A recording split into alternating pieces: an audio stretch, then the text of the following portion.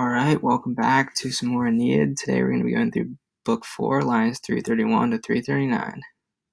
Let's go. Alright, starting it off. Deke Arathi, Iliovus monitus immota tenebat, lumina et obnixus curam subcorde permebat. So starting it off, she, meaning Dido, had spoken or had said. This Ile right here is going to mean Aeneas. So Aeneas was holding down the tenebat. His eyes. Now, lumina actually means oculos. It's not meaning his eyes, but it's like kind of like exemplifying his emotions. So it's going to be holding his eyes unchanged from the advice of Jupiter right here. And this is sort of showing Aeneas is like cold and heartless because he's kind of unmoved because he knows he needs to go, but obviously he's breaking Dido's heart. But then this part next, and having struggled, Obnixus, he repressed his feelings or his love under his heart. So like he still feels the love, but he has to just make it insignificant to his greater calling. Next up, Tanden Powell refert, ego te quae plurima fondo, enumerare vales, numquam regina negabo pomeritam. So starting off, at last, he returned, or he came back with few words.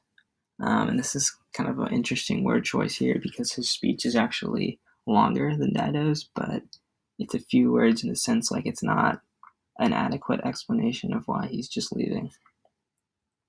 So he says, I, going down to Virginia, I, Queen, going down to Virginia here, will not deny that you merit from me. So he will not deny that you merit all the way down to Pomeritum, that you merit from me up to quae plurima, many words that may be spoken, which is fondo, sort of like as an explanation, which you can recount, which is going to be enumerate vales.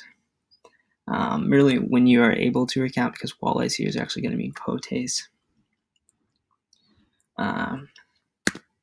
Alright, moving on.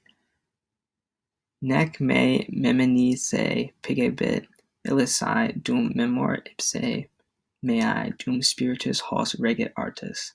So he's going to start off by saying, nor will it disgust me. So nor will it disgust, because pigebit is more of a, it's not, it's impersonal, so it's going to mean like it, rather than like he, she. So nor will it disgust me, the memories of you, Alyssa, or Dido, that's her kind of alternate name. While I have memory of myself, which is going to be, you need to supply a sum here, and while breath, the spiritus, or even life, as Comstock would put it, rules these joints. All right. Pro re pauca loquar, neque ego hanc abscondere furto, speravi ne finge fugam. Starting off here, so this first sentence is going to mean in defense of my course of action, straight from the textbook, and it's sort of a legalistic terming. And before, Aeneas is kind of seen as like almost like an attorney, where he's kind of saying things like legalistically and not showing off a ton of emotion. So it's kind of like following that pattern. So he's going to say neque here. So I hoped, which is going to be speravi,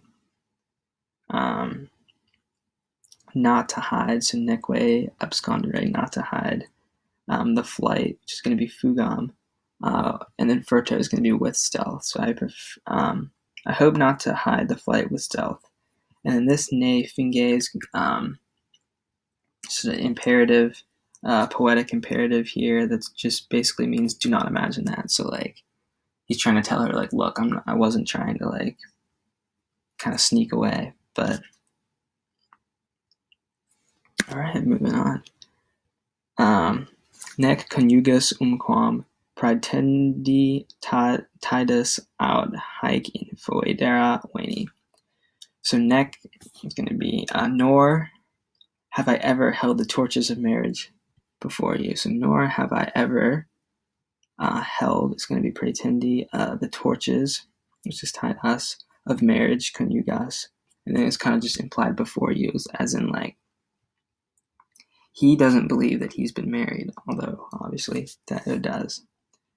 And then moving on, so out is going to be or. Have I come? So right here, Wayne, have I come? In these agreements, which is going to be infoidera, that basically means marriage. So basically he's like, so overall it's going to say, nor have I ever held the torches of marriage before you, or have I come in these agreements, which basically means marriage.